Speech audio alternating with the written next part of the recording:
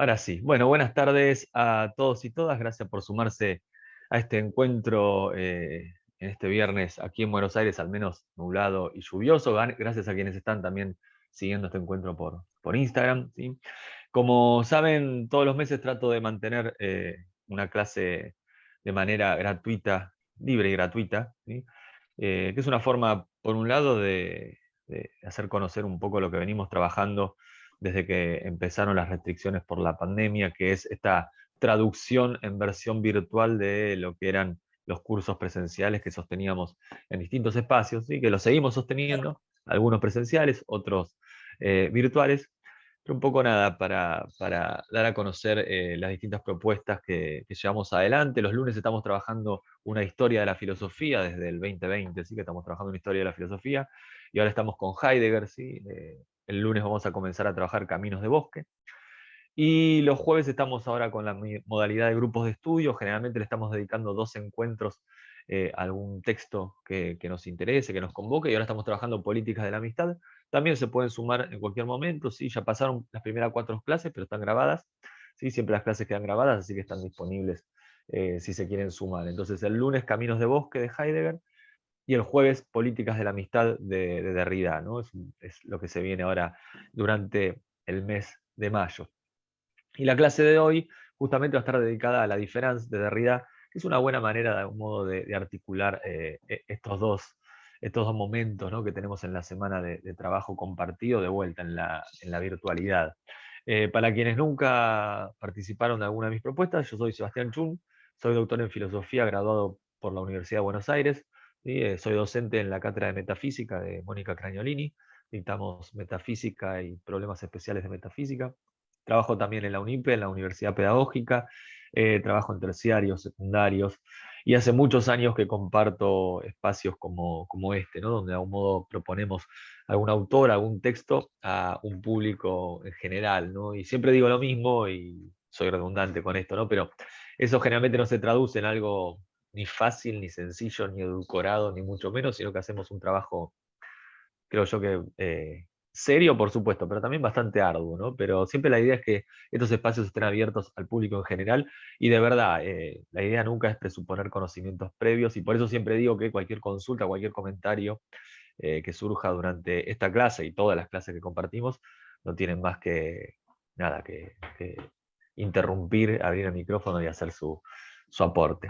Entonces, el autor que nos convoca hoy, obviamente, es Jacques Derrida, ¿sí? Vamos, para quien está en el Zoom, comparto acá un PDF con nada, su imagen y alguna cosita más, ¿sí? Jacques Derrida es un filósofo franco-argelino, nacido en 1930, fallecido en el 2004. ¿Sí? Es el autor al que yo me dedico en mi rol de investigador, además de docente, me dedico a la investigación. Y en el 2021 publiqué mi libro, que es mi tesis de doctorado, Democracia por venir, ética y política de la deconstrucción, por la editorial Prometeo. Estaba justamente centrado en el pensamiento ético-político de Derrida y su vínculo con la ética de Emmanuel Levinas, ¿no? Derrida, yo acá había dejado en algún lugar, ¿esto va para abajo? Sí, algunas de sus, ahí está, algunos de sus textos quizás más importantes. Sí, las biografías saben que no me interesan mucho, pero en el 62 escribe su primer gran trabajo que le vale un premio muy importante, que es la introducción al origen de la geometría de Husserl, ¿sí? Que en realidad está formado en la tradición fenomenológica, tanto a partir de Husserl como a partir de Heidegger, ¿sí? Y ese primer trabajo está editado así, ¿no? La traducción de manantial al castellano es Introducción al origen de la geometría de Husserl, de Derrida, y viene acompañado de la geometría de Husserl, ¿no? Es más voluminosa la introducción que escribe Derrida que el texto de Husserl propiamente dicho. 1967 es el gran año, ¿sí? De algún modo de florecimiento, ¿no? El pensamiento derridiano, porque aparecen 3 textos fundamentales. La voz y el fenómeno, que es un trabajo todavía muy cercano, obviamente, a la fenomenología husserliana, ¿sí? Donde justamente está trabajando, ¿no? A partir del pensamiento del fenomenólogo alemán. La escritura y la diferencia, que es una primera compilación de artículos y conferencias que había dictado Derrida hasta ese entonces, y de la gramatología, que es un texto muy importante, ¿sí? No solo para que nos interesa el pensamiento de la deconstrucción, sino también para La lingüística, por ejemplo, ¿no? Es una lectura la que ofrece Derrida ahí muy original y muy potente, ¿no? De Saussure.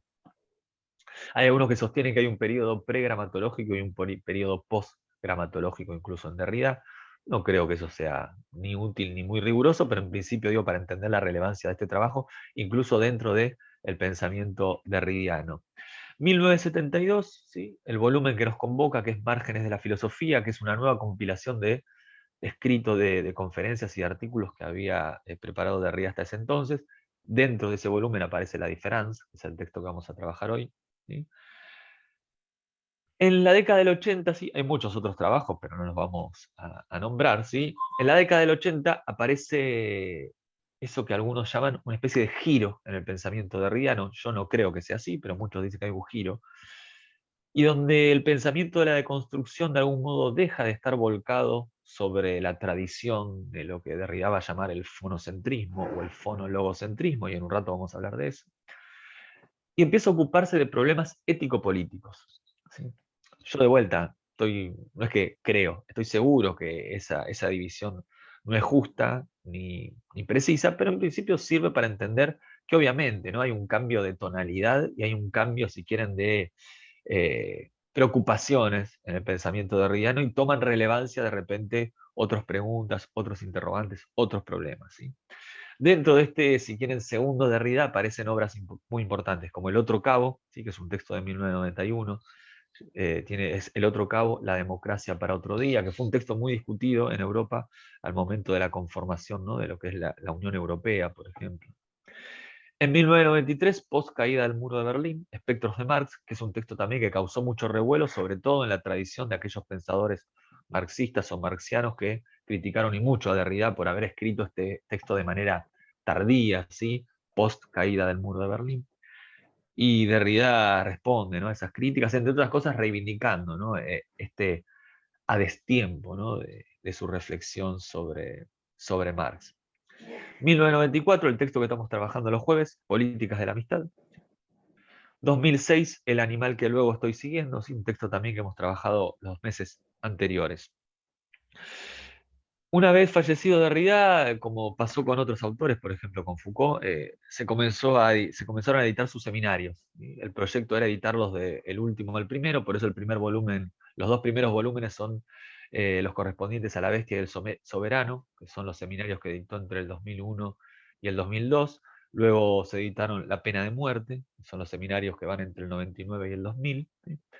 Y luego se empezaron a editar otros seminarios, y no se respetó este orden cronológico, está La vida, la muerte, que es del 75-76, y otros trabajos de vuelta, ¿no? Que de algún modo rompen esa suerte de cronología inversa que se había propuesto, pero que en principio nada, son parte de toda esta cantidad muy voluminosa de material que dejó Derrida disponible para su edición, ¿no? Porque Derrida escribía todas sus clases, ¿sí? Entonces, nada, obviamente que es un trabajo arduo de edición, pero sabemos que se irán publicando de a poco todos sus seminarios. Dicho esto, vamos a lo que nos importa, así que es el texto La Différance. ¿Sí? La Différance es una conferencia que dicta Derrida el 27 de enero de 1968, ¿no? Y aclaro con precisión el año, ¿sí? Porque el 68 en Francia sabemos que es un año muy importante, y sabemos que enero son 4 meses antes del mayo francés, ¿no? Pero esto es una forma también de pensar en cierto espíritu de época, ¿no? Que había por ese entonces. Ese mismo año, Deleuze publica Diferencia y Repetición, un texto que hemos trabajado también el año pasado, le hemos dedicado 2 meses a su lectura. Y la diferencia comienza con este anuncio, ¿no? Derrida dice, hablaré pues de una letra. ¿Sí? Hablaré pues de una letra. ¿De qué letra? Dice Derrida de la letra A, ¿sí? De différance, que sustituye a la letra E de différence. ¿Sí? Lamentablemente esto no se puede traducir, ¿no? Algunos han intentado traducir por diferencia, pero claro, ¿por qué no se puede traducir? Porque entendemos que ese cambio de letra, pasar de la A a la E, dicho de otro modo, différence se escribe con E, ¿sí? Y Derrida escribe différence con A, es una diferencia inaudible, no se puede escuchar, no se puede pronunciar. El cambio de letra, de pasar de la E a la A, si quieren cometer ese error de ortografía, es algo que solo queda registrado en una marca, en una huella, justamente en una grafía, y no puede pronunciarse, no puede traducirse en una foné, en una voz. Es una falta de ortografía que queda registrada solo en la escritura. Y con esto Derrida ya está anunciando algo que por supuesto había trabajado en de la gramatología, ¿no? Con rigor y con amplitud, que es la crítica a lo que él llama el fonologocentrismo. La crítica al fonologocentrismo en Derrida hay que entenderla, ¿no?, de la mano de lo que es la crítica al monótono teísmo nietzscheana, ¿sí?, la destrucción heideggeriana de la metafísica de la presencia, y la deconstrucción en manos de Derrida de la tradición fono, logo, falo, carno, céntrica, ¿no? Va sumando ahí partículas a este nombre, ¿no?, que acuña Derrida para pensar la tradición. ¿Qué significa fonologocentrismo? Bueno, el fonologocentrismo, ¿sí?, se corresponde con lo que es la tradición de la metafísica, que lo que ha privilegiado, dice Derrida, es la foné, la voz. La foné y la voz como medio, ¿sí?, transparente para transmitir una verdad. Para transmitir una verdad que, por supuesto, ancla en el logos, en la razón. Un logos que tiene una relación inmediata con una trascendencia, que es el fundamento, ¿no?, de esa verdad. La mejor manera de entender esto es San Agustín, creo Música. yo, ¿no? Cuando San Agustín justamente plantea que... Esperen que hay un micrófono acá abierto, ya lo Fíjate. cierro. Ahí está, listo. Bien. Cuando San Agustín justamente plantea que cuando va a buscar la verdad, ¿no?, primero se atiene al testimonio de los sentidos, va hacia el exterior, no encuentra algo verdadero, ¿no? San Agustín, obviamente, y su platonismo, ¿no? No encuentra allí algo verdadero. Entonces, toma el camino inverso, ¿no?, un camino introspectivo, ¿no?, y lanza su mirada a su propio interior, a sí mismo. Y lo que encuentra allí, dice, justamente es una verdad, pero una verdad que es dada por Dios. Dice, Dios habla, dice San Agustín, con una voz silenciosa, ¿no?, y nos transmite la verdad. Y esa verdad nosotros la podemos transmitir mediante la voz, mediante la foné, y la foné garantiza un traspaso de esa verdad sin ningún tipo de pérdida, como si la voz fuera transparente, ¿no? Esta tradición, por supuesto, lo que ha hecho de Platón en adelante es criticar a la escritura justamente como un medio opaco, que lo que hace es obturar la posibilidad de esa transmisión de una verdad. Entonces, claro, Derrida ya con este gesto, el cambiar una E por una A, un cambio que por supuesto, ¿no?, está escrito, pero no puede ser pronunciado, ya está lanzando su crítica, ¿sí?, a la tradición falocéntrica. ¿Por qué? Porque lo que está señalando es que hay algo que es del orden del lenguaje, hay algo que es del orden del pensamiento y que no puede ser traducido, no puede ser transportado, no puede ser transmitido mediante la voz, ¿sí?, mediante la foné. Es algo que solo queda registrado mediante la escritura, ¿sí? Entonces ya ese comienzo de algún modo contiene en su interior, como una especie de Big Bang, todo el pensamiento de la deconstrucción, o gran parte, ¿no?, del pensamiento de la deconstrucción. Entonces, claro, lo que se abre acá es una lógica de lo suplementario, ¿no?, una lógica del complemento que implica la noción de escritura derridiana. Para entenderlo de otra perspectiva, ¿no? Pensemos en Saussure, ¿no?, porque Saussure va a venir ahora dentro de un rato. Cuando Saussure señala que el signo lingüístico es la relación entre el significante y el significado. ¿Qué es el significado, no?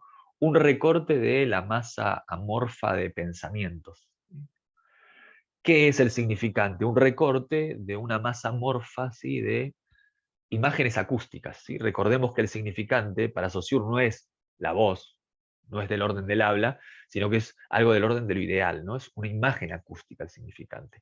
La articulación de esas dos mitades, el significante y el significado, conforma el signo lingüístico, ¿sí? Si quieren, al concepto de casa, le unimos la imagen acústica casa.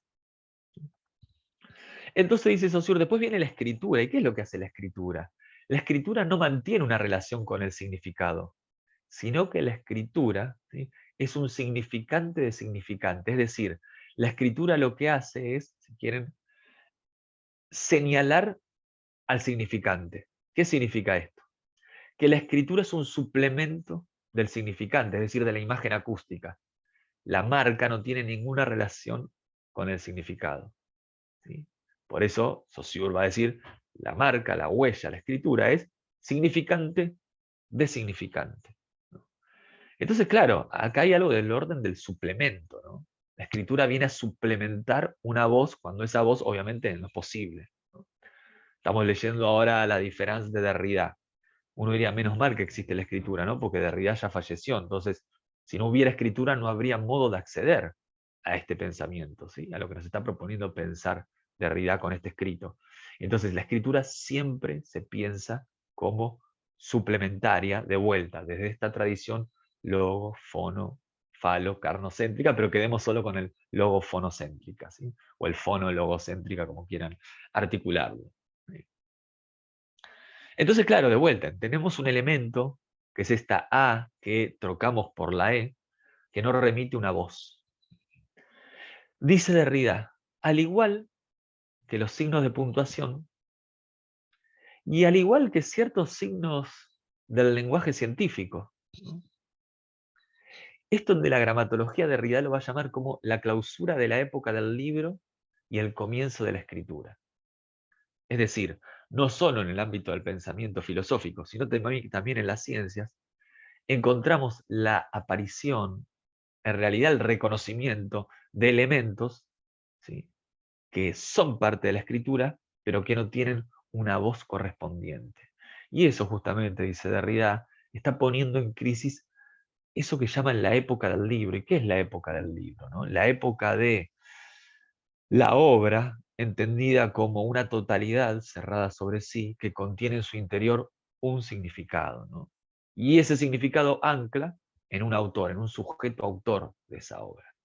Dicho de otro modo, la clausura de la época del libro y el comienzo de la escritura tiene que ver con la diseminación del sentido. ¿Por qué?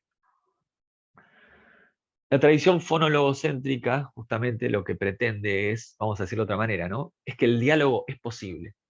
Yo acabo de decir el diálogo es posible. Entonces ustedes, quienes están del otro lado, ahora, o viendo la grabación, comprenden ese sentido unívoco que yo estoy queriendo transmitir. Esa verdad que yo estoy tratando de transmitir llega a ustedes sin ningún tipo de pérdida, sin ningún tipo de distorsión, sin ningún tipo de contaminación.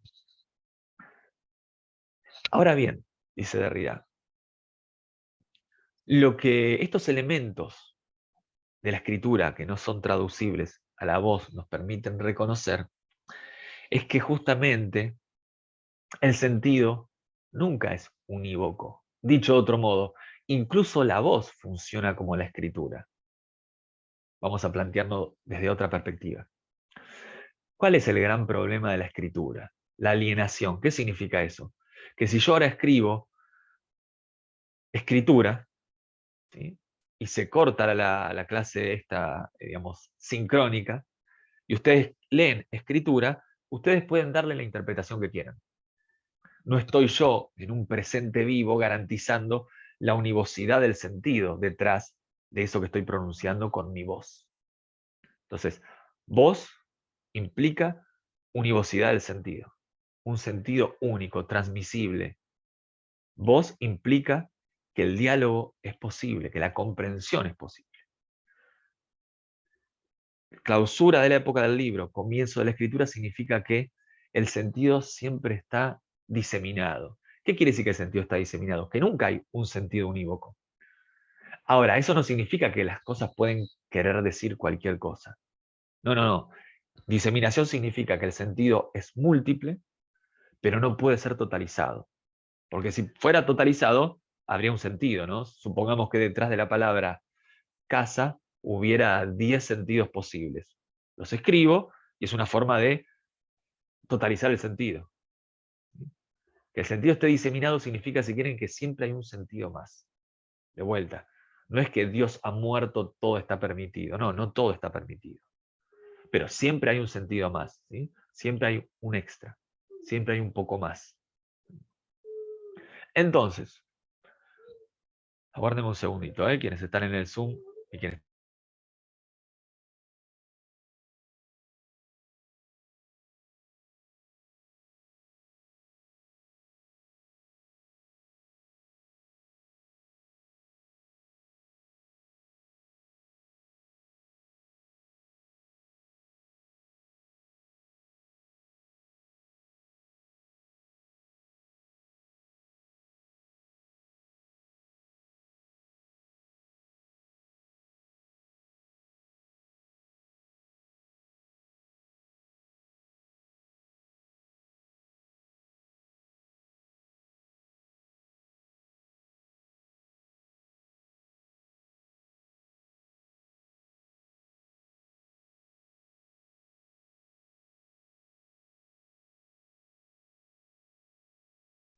Bien, ahí volví, cuestiones domésticas que reclamaban mi presencia. Bien, entonces, de vuelta, diseminación del sentido, ¿no? Estábamos con esta cuestión, implica, yo dije recién que Dios ha muerto y no todo está permitido, ¿sí? No es que puede querer decir cualquier cosa, sino justamente que el sentido es múltiple, pero no puede ser totalizado. Luego Derrida nos dice que la diferencia no es ni una palabra ni un concepto, ¿no? Difference con A no es ni una palabra ni un concepto. Entonces la pregunta que nos tenemos que hacer es ¿por qué? ¿Por qué la diferencia no es ni una palabra ni un concepto? Para esto, para quienes están en el Zoom, para quienes están en el Instagram no, voy a hacer un dibujo que suelo utilizar bastante. Quienes insisten y perseveran en estos espacios ya me lo habrán visto hacer. Es un dibujo que a mí me permite explicar de una manera, digamos, lo más, valga la redundancia, gráfica posible, Saussure. Y esto sirve para entender lo que acaba de afirmar Derrida. Diference no es ni una palabra ni un concepto. ¿Por qué? Imaginemos que lo que voy a dibujar es un círculo, ¿sí? Lo vamos a dividir en dos. Bien, este círculo es un signo lingüístico, ¿sí? La parte superior va a ser el significado y la parte inferior va a ser el significante, ¿sí? Como acabo de decir, el significado es un recorte de una masa morfa de pensamiento y el significante es un recorte de la masa morfa de imágenes acústicas. La relación, y esto es muy importante, que hay entre el significado y el significante, dice Saussure, es arbitraria, no es natural. Al pensamiento casa le unimos el sonido casa y esa unión es arbitraria, ¿sí?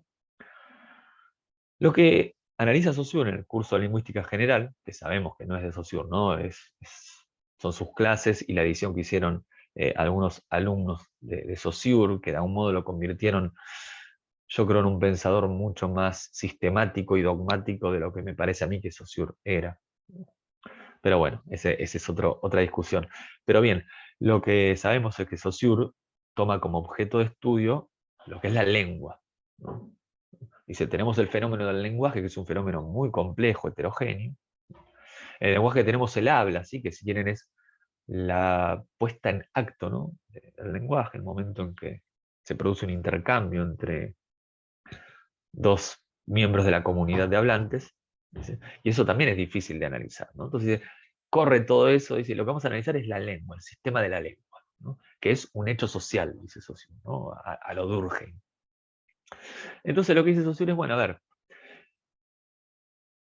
tenemos un signo lingüístico. ¿Cuál es el valor de ese signo lingüístico, dice Saussure? Bien, el signo lingüístico no tiene ningún valor en sí mismo, sino que el valor que adquiere está dado a partir de la relación con todos los otros elementos del sistema. ¿Qué significa eso? Que el valor, si quieren, que el significado, ¿no?, de casa, la unión del concepto casa y del significante casa, su positividad está compuesta de su relación diferencial con todos los otros elementos del sistema. Es como si dijéramos, casa es no auto, no reloj, no ser, no filosofía, no amor, no lechuga, etcétera, etcétera, etcétera. Es decir, todos los otros elementos que componen el sistema de la lengua, ¿sí?, están en una relación diferencial con relación a ese signo. Bueno, esa suma de relaciones diferenciales es la que produce el efecto de positividad, ¿sí? Para quienes están, perdón, para quienes están en el Zoom, vamos a dibujar acá unas flechitas, ¿sí? O sea, yo dibujé unas esferas que serían los signos lingüísticos, unos óvalos, mejor dicho, y ahora estoy dibujando flechas de ida y vuelta entre esos círculos, o esos óvalos. Ahí está. Entonces, Saussure dice, ¿no? Esto Saussure dice, la lengua es un sistema de diferencias. Entonces, cada signo lingüístico no tiene positividad en sí mismo, sino que está dado a partir de la relación diferencial con todos los otros elementos del sistema. Y entonces la pregunta es, ¿de dónde obtienen su positividad, su valor? Justamente de esto, ¿no? Y voy a hacer un cuadrado alrededor de estas flechas. El valor, ¿sí?, lo obtienen de esta relación diferencial. Ahora bien, esta relación diferencial, si quieren, la distancia que hay entre los signos lingüísticos, no puede ser ni un concepto ni una palabra. ¿Por qué? Porque si fuera un concepto o una palabra, sería un elemento del sistema, ¿no? Sería uno de esos óvalos. Vamos a pintarlo acá, si quieren, de amarillo, para que quede más colorido, de verde, y este lo pintamos de un celestito. ¿Sí? Entonces, toda palabra o todo concepto es un elemento del sistema de la lengua. La diferencia es la relación diferencial que produce los efectos de positividad. Entonces la diferencia no es ni un concepto ni una palabra, porque si no sería un elemento de ese sistema. ¿Sí? De vuelta, la diferencia es la condición de posibilidad de todo concepto o de toda palabra. Es esa distancia, es esa relación diferencial que produce el efecto de positividad de todo signo, ¿no? De todo signo lingüístico. Por eso, lo que va a hacer Derrida es recurrir al as. Dice, ¿no? Vamos a tener que, dice, recurrir a la idea del as para pensar la diferencia. ¿Sí? De vuelta, porque no es un concepto ni es una palabra. Entonces, ¿cómo lo abordamos? Pensemos en un as. Por dos razones, dice él. Primero, por una cuestión de economía, dice Derrida, ¿no? Una cuestión económica. Es decir, la diferencia tiene que ver con una relación entre elementos constitutivos de un sistema. ¿No? Hay un sistema con elementos y la diferencia refiere justamente a la distancia que hay, a la relación que hay entre esos elementos. Entonces dice Derrida, a mí no me interesa mostrar qué economía produjo qué efectos. Es decir que el valor de A, ¿sí?, es el resultado de la relación diferencial con B y con C. No, no me interesa eso. A mí lo que me interesa es pensar el sistema general de esa economía. Es como si dijéramos el funcionamiento general de esa economía. Entender cómo el valor de un elemento es el resultado de esas relaciones diferenciales. No quiero pensar un sistema en particular, sino la economía general de estos sistemas. Porque hay que entender que esto que estamos pensando por Saussure, por ejemplo, también funciona para el plano meramente económico, ¿no? Para la teoría del valor de Marx.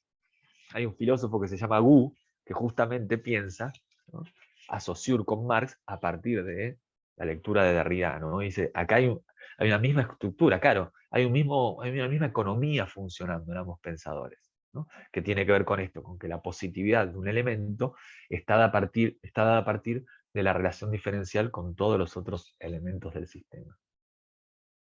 En segundo lugar, dice Derrida, me interesa esta noción de as, porque estamos pensando la diferencia como un entramado de relaciones de fuerza, ¿no? Relaciones de fuerza en términos nietzscheanos. Es decir, esto tiene un vínculo, ¿no?, cuando Hume dice que el yo es un haz de percepciones en constante cambio, en constante movimiento. ¿Qué significa que es un sistema, o un entramado, mejor dicho, de líneas de fuerza? ¿Qué es esta idea de el yo como un haz de percepciones? Justamente que no hay una sustancia, no hay un sustantivo que pueda sostener atributos, ¿sí?, adjetivos, sino que estamos, si quieren empezar así, ¿no?, necesariamente debemos recurrir a verbos, como en el Tlón de Borges, del Tlón Uqbar Orbis Tertius. No sé si recuerdan ese cuento maravilloso, pero en Tlón no hay sustantivos, ¿no?, ni adjetivos. Hay pura temporalidad en Tlón, ¿sí? Y justamente, ¿no?, está esa idea de el lenguaje está compuesto exclusivamente de verbos. Dice Derrida, esta diferencia, la diferencia, sobrepasa el orden del entendimiento. ¿Por qué sobrepasa el orden del entendimiento? Si no es un concepto, si no es una palabra, claro, entonces sobrepasa el entendimiento. Incluso si pensamos el entendimiento de manera rigurosa en términos kantianos, ¿no? Como ese segundo momento de la razón que con las categorías le da una unidad a ese material heterogéneo que proviene de la sensibilidad. La pregunta que nos podríamos hacer es si la diferencia sobrepasa el pensamiento también. Dicho de otro modo, ¿se puede pensar lo que no se puede entender? Es otra forma de preguntar, ¿se puede pensar la diferencia a pesar de que no se pueda entender? No se puede hablar, ¿no?, de la diferencia, porque al pronunciarla justamente no la estamos pronunciando, ¿no? No se puede hablar de la diferencia porque cuando queremos hablar de la diferencia, no podemos hablar de la diferencia. No puede ser traducida en una voz, en una foné. No se puede pronunciar la diferencia. Entonces, si uno entra en una tradición parmenidia, diría que no se puede pensar, ¿no? Para Parménides, ser, pensar y decir son lo mismo. Entonces, si no se puede decir, quiere decir que no es. Y si no es, quiere decir que no se puede pensar. Esa relación la podemos empezar de donde quieran, ¿sí? No es que hay que seguirla en ese orden. El juego de la diferencia es silencioso para Derrida. Porque claro, tampoco corresponde a un fonema. Claro, es impronunciable. Es decir, no puede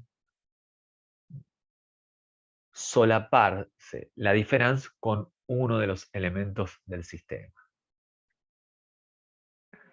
Vamos a leer un pasaje para quienes están en el Zoom. Voy a compartir el texto. Ahí llegué a leer algo que pusieron, algo sobre Jora. Después charlamos un poquito, porque no llegué a leer, pero vi que pusieron Jora y seguramente será una pregunta muy atinada. Y en un ratito aparte voy a hablar de Jora, así que ahora lo vamos a ver. Bien, vamos a leer de la página aquí, 41 del texto.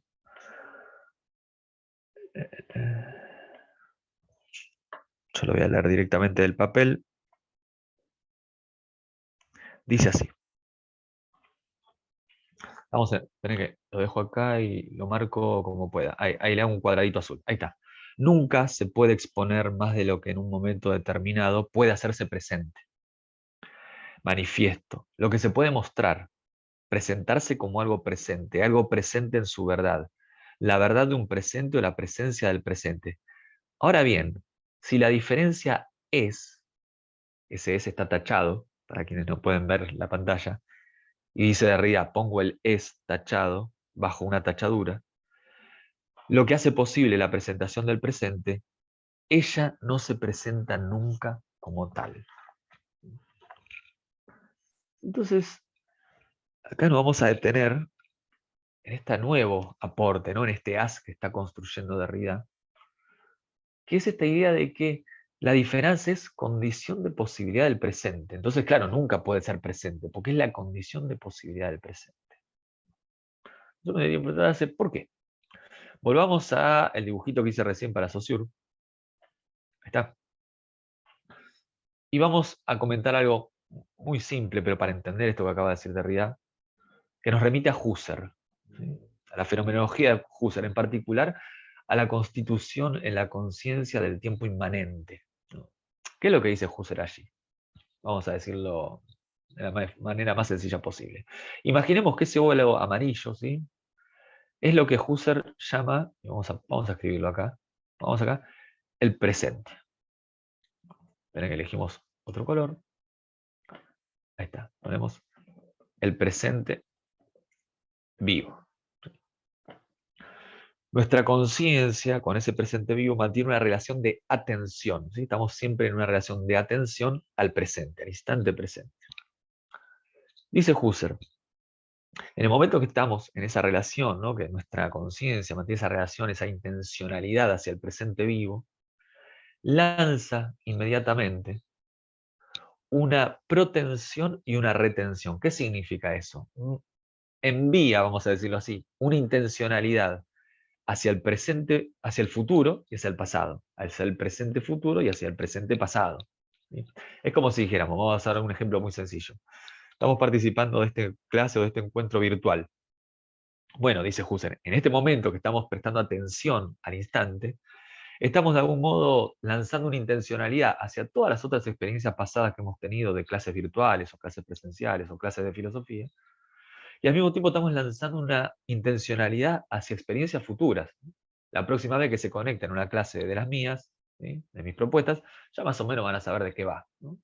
Porque esto sirve como una especie de anticipación, de prefiguración de esa experiencia futura. Bueno, así se configura el tiempo en la conciencia, dice Husserl. Por lo tanto, ¿no?, vamos a hacer ahora solo en estas flechitas. Ponemos presente vivo, lanzo una flechita hacia atrás, hacia adelante, y lanzo una flechita hacia atrás. Perfecto. Entonces dice Husserl, cuando estemos ahí en el verde, digamos que sería en el futuro, y eso se convierta en presente, ese presente ya de algún modo va a estar condicionado por el presente vivo actual, ¿no? Por el amarillo. Cuando nos volvamos a conectar a una clase de Sebastián Chun, y la clase de hoy va a servir como una especie de condicionamiento, de prefiguración de esa próxima experiencia. Ya saben más o menos de qué va a ir la cosa, ¿no? Va a haber una anticipación de esa experiencia. Y de hecho, esta clase de ahora, este que es un presente vivo, ya ha estado preconfigurado, predeterminado por todas las experiencias pasadas que también lanzaron su intencionalidad hacia el futuro, hacia esto, que en su momento era un futuro, hacia este futuro pasado. Entonces, dice Derrida, no hay relación con un presente vivo de manera inmediata, sino que esa relación siempre está mediada por el resto de experiencias. Ve que funciona como Saussure, ¿no? Lo que llamamos presente vivo está configurado a partir de su relación diferencial con todas las otras experiencias, pasadas y por venir. Dicho de otro modo, la diferencia le permite a Derrida también criticar la metafísica de la presencia. No hay presencia, no hay presente vivo, porque el presente ya está sediado por los presentes pasados y los presentes por venir. Y justamente porque así funciona, ¿no?, tomándolo obviamente de Husserl, la configuración inmanente del tiempo. ¿Por qué usa el es con tachadura en ese pasaje que acabamos de leer, ¿no? Porque es el recurso que utiliza Heidegger. Heidegger, ¿no?, ese, bueno, gran filósofo del siglo XX, ¿no?, uno de los grandes filósofos de la historia, ¿sí?, por supuesto, ¿no?, un elemento fundamental de la formación del pensamiento de Derrida, el pensamiento de la deconstrucción, señala que el lenguaje solo puede referirse a entes, ¿no?, o si siquiera a cosas. En Ser y Tiempo, el proyecto de Heidegger es volver a plantear la pregunta por el sentido del ser, es decir, dejar de, si quieren, vamos a decir, confundir al ser con un ente para plantear la pregunta por el ser en sí mismo, ¿sí?, sin convertirlo en una cosa. Esa es la célebre diferencia ontológica, la diferencia entre el ser y el ente, ¿no? Entonces, claro, el problema es que el lenguaje tiene un límite, porque el lenguaje solo se puede enfrentar a entes. Entonces, lo que dice, hace una de las estrategias de Heidegger es justamente escribir el es tachado. Lo que está diciendo ahí Heidegger es, bueno, estoy nombrando al ser, pero en el momento en que lo estoy nombrando, lo estoy traicionando. Entonces, para dar cuenta de ese artificio que es el lenguaje, y que en última instancia no nos permite acceder al ser, lo tacha. Otro recurso que utiliza Heidegger es escribir el Sein en alemán con Y, ¿no?, que es un arcaísmo, pero justamente es para explicitar este límite, ¿no?, el límite que tiene el lenguaje, y que de algún modo es el límite a que se enfrenta Ser y Tiempo, la analítica existenciaria del Dasein, y que de algún modo abre la puerta, ¿no?, a lo que se conoce como la Gera en Heidegger, ¿no?, el giro. Entonces, claro, el problema de algún modo de la diferencia es el problema del ser. ¿En qué sentido? En que, ¿cómo podemos hablar del ser? ¿Cómo podemos hablar de la diferencia? Es decir, ¿cómo hablar, en el caso de la diferencia, de la condición de posibilidad del lenguaje? Por eso dice Derrida en este texto, podemos sentir, ¿no?, la cercanía que hay con la teología negativa. Pero ¿cuál es la diferencia entre el pensamiento de la deconstrucción y la teología negativa? Que la teología negativa, ¿sí?, se refiere solo de manera negativa a Dios, porque Dios es una especie de superesencialidad, ¿no? En Dios hay un exceso, es una parusía. Por lo tanto, el lenguaje finito siempre es injusto con relación a ese desborde así infinito que es Dios. En el caso de la diferencia, no es algo del orden de lo superesencial, ¿no? Sino que es la condición de posibilidad del lenguaje. De vuelta, quienes están viendo el esquema, ¿no? La diferencia son esas flechitas, ese entre los signos lingüísticos, que es condición de posibilidad del signo y de su efecto de positividad, de su valor. Por lo tanto, no puede ser reducido al signo lingüístico, no puede ser nombrado, no puede ser llevado a la lengua, ni mucho menos al habla.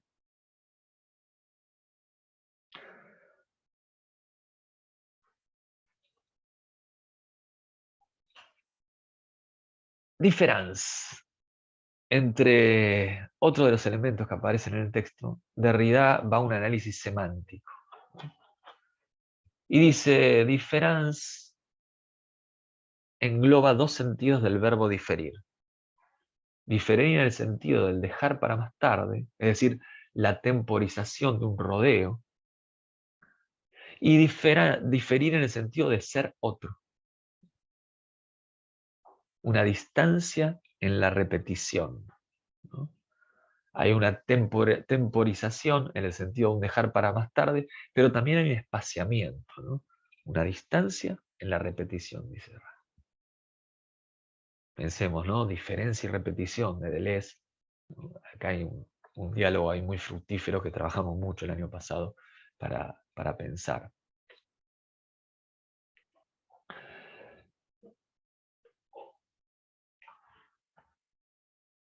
Bueno, no, obviamente que no hemos abarcado la totalidad del texto ni era la intención, ¿no? Pero sí quiero terminar esta charla y abrir un espacio para conversar un poco con lo que es el final del texto, ¿no? Porque justamente el final del texto remite a un trabajo de Heidegger, ¿no? Dedicado a Anaximandro, que es uno de los textos que vamos a trabajar en el curso de los lunes. Y surge este texto en el momento que Derrida se pregunta cuál es la relación entre la diferencia y la diferencia ontológica heideggeriana, ¿no? La diferencia entre el ser y el ente. Entonces dice, bueno, una opción sería pensar que la diferencia está contenida en la diferencia ontológica, y es el despliegue histórico de la diferencia ontológica. Pero otra lectura posible sería aquella según la cual la diferencia es condición de posibilidad incluso de la diferencia ontológica. De vuelta.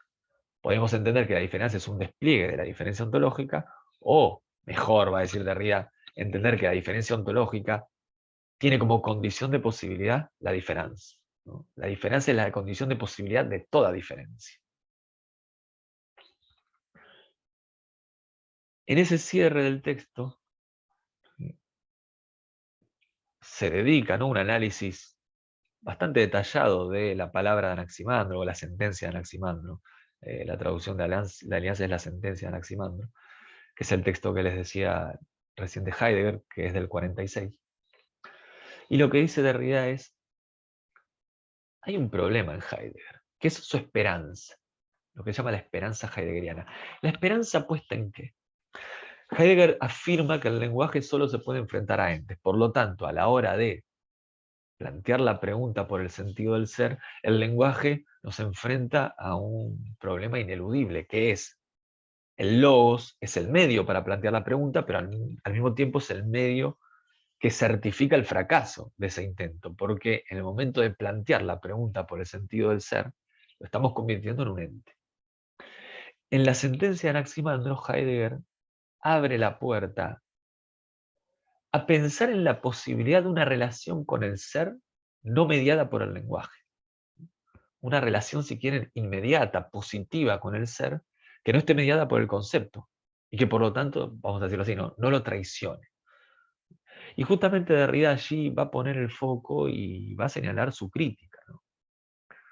Porque si hay algo, me parece a mí muy importante, el pensamiento de la deconstrucción, y que sirve también para responder a muchas críticas que andan dando vueltas por ahí, de gente, digamos, ¿no?, que escribe papers y artículos, y que creo yo muchas veces no leen a Derrida o no lo leen con rigor, es esta idea de que Derrida pretende criticar a la tradición del fonologocentrismo desde una supuesta exterioridad, como si él estuviera fuera de esa tradición.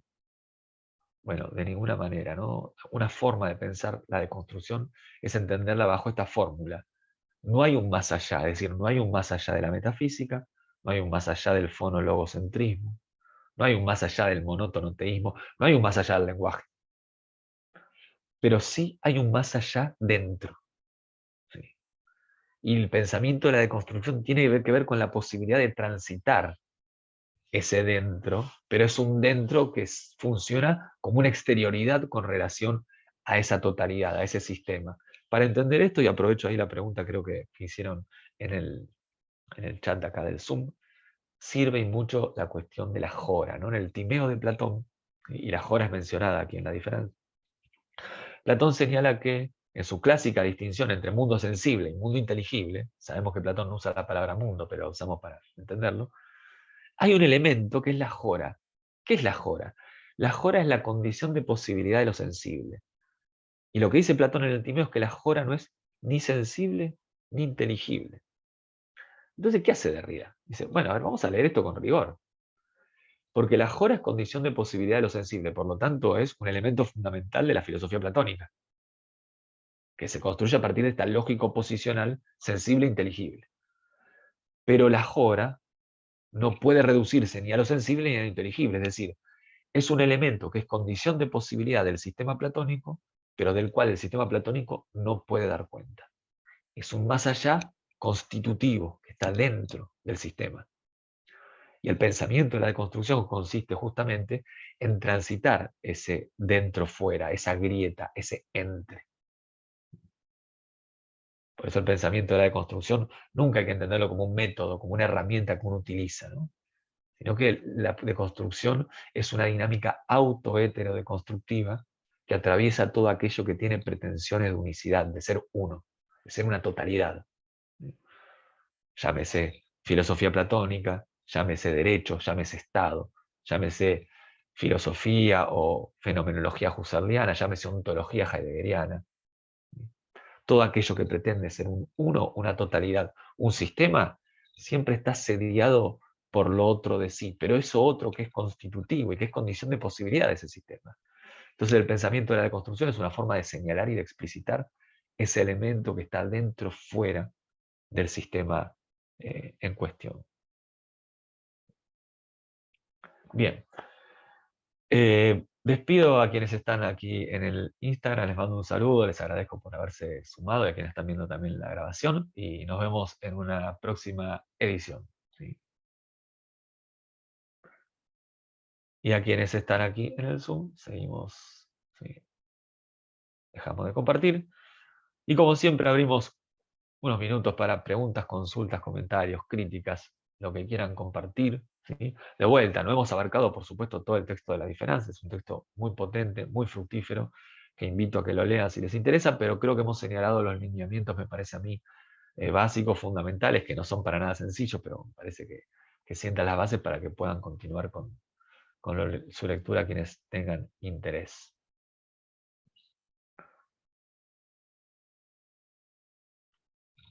Si alguien quiera preguntar, comentar algo, abre el micrófono y hace su envío.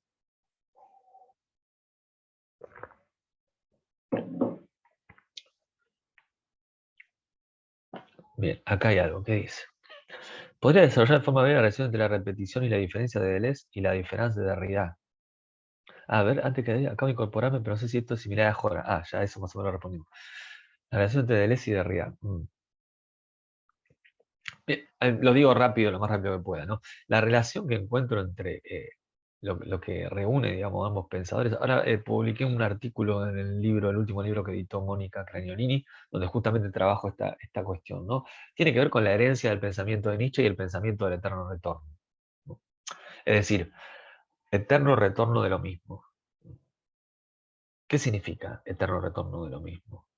Eterno, si quieren, no hay tiempo, o decirlo de siempre es retorno, es una repetición, es una otra vez. Pero entonces la primera vez ya es retorno, porque claro, si es eterno retorno de lo mismo, ¿sí? La primera vez ya es un retorno, ya es una repetición, ya es una copia. Por lo tanto, no hay un mismo que retorne. ¿Qué es lo que retorna? Solo el retorno, no hay una sustancia, no hay una identidad, no hay un uno que retorne, sino que lo que retorna es la propia dinámica del retorno. ¿Y esto qué significa justamente? Que no hay un presente vivo, no hay una unidad, ¿sí? No hay un sentido, sino que lo que hay es repetición, es retorno, es diferencia. Diferencia en la repetición. ¿Y por qué hay diferencia en la repetición? Porque no hay un original que se repita. No hay un mismo, no hay una identidad, ¿sí? Entonces, toda repetición implica una diferencia, ¿sí? Justamente porque no hay más que repetición. ¿Sí? No hay una identidad que retorne y se repita. Y me parece que eso, digo, esto está hecho, nos llevó un año trabajar todo esto el año pasado, pero en principio es una forma muy sintética de, para mí, ¿no? Expresar cuál es la articulación entre estos dos pensamientos, ¿no? Que sería el pensamiento de la diferencia y el pensamiento, si quieren, de la diferencia y repetición de Deleuze, ¿no? Que sobre todo en el primer Deleuze y el primer Derrida hay muchos puntos de contacto. Deleuze en Nietzsche y la filosofía cita a la diseminación, a la farmacia de Platón de Derrida. Derrida en la gramatología cita a Nietzsche y la filosofía. ¿Sí? El seminario La vida, la muerte de Derrida, que es del 75-76, contiene fragmentos que uno los lee y no sabe si son de Derrida o son de Nietzsche y la filosofía de Deleuze, ¿no? Que es del 62, pero digo, hay muchos puntos de contacto. Cuando muere Deleuze, Derrida dice, ¿no? El pensador de mi generación con quien me sentí más cerca fue Deleuze. Estoy dispuesto a suscribir todo lo que escribió, dice, sus tesis, que no son tesis, en ese primer periodo, ¿no? Luego aparecen ciertas diferencias con el anti-Edipo, pero en principio siento una cercanía muy, muy potente, ¿no? Entre sus dos pensamientos. ¿Cuáles son esos más allá adentro para entender la democracia de la deconstrucción? Bueno, la democracia, justo es lo que estamos trabajando, ¿no? Con política de la amistad, es vamos a decirlo así, ¿no? Es un sistema que en principio abogaría por una relación de hospitalidad hacia toda alteridad, ¿no? El demos, Kratos, ¿no? El demos de poder implicaría el todos, ¿no? Una especie, si quieren, incluso de relación de igualdad entre cualquier otro. Pero claro, la democracia, para manifestarse históricamente, siempre tiene que cerrarse, ¿no? Tiene que cerrarse en una especie de comunidad que traza fronteras y que deja siempre un otro fuera de esa frontera. Entonces la democracia, al momento de actualizarse, de desplegarse en la historia, se está siempre traicionando a sí misma. Y eso es lo que acuña Derrida con la fórmula democracia por venir, que es esta dinámica auto-heterodeconstructiva de toda democracia histórica. Para decirlo de otra manera, toda experiencia histórica de la democracia es antidemocrática. Por lo tanto, la democracia implica esta dinámica auto-heterodeconstructiva, que no es que tiende hacia una utopía, hacia un telos, hacia un fin último a alcanzar, sino que es lo que motoriza justamente la dinámica democrática. Bien. La diferencia podría funcionar como un pliegue en Deleuze.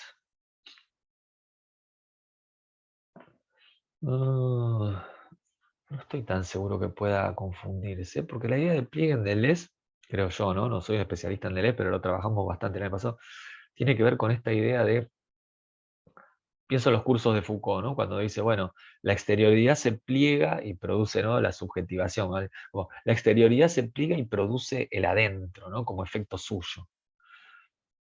Eh, pero me parece que en Derrida, bueno, yo encuentro como pareciera ser que el esquema es distinto, ¿no? La interioridad es el resultado de un elemento constitutivo, pero que es exterior a esa totalidad. Pero esa totalidad no es el pliegue de ese elemento exterior. Bueno, todo esto habría que discutirlo, pensarlo. Respondí un poco improvisando a partir de lo que me surge, pero en principio me parece que sería, no sería, ¿no? Asimilable la cuestión del pliegue con la cuestión de la diferencia en Derrida. Eh, Bien. Bueno, para cerrar el encuentro de hoy, nada. Por supuesto, agradecido a quienes se sumaron, a las cámaras encendidas, a las preguntas aquí por chat. Nada, abierta la invitación, obviamente, a las próximas clases gratuitas que trato de dar mes a mes, a las propuestas. El lunes, Heidegger, Camino de Bosque. El jueves seguimos con Política de la Amistad y se pueden sumar a cualquiera de las dos instancias. Y si no, nos veremos en algún momento, seguro, virtual o presencial, ante alguna propuesta que surja en lo que resta del año. Les mando un saludo, les agradezco mucho y bueno, nos vemos en un próximo encuentro. Adiós.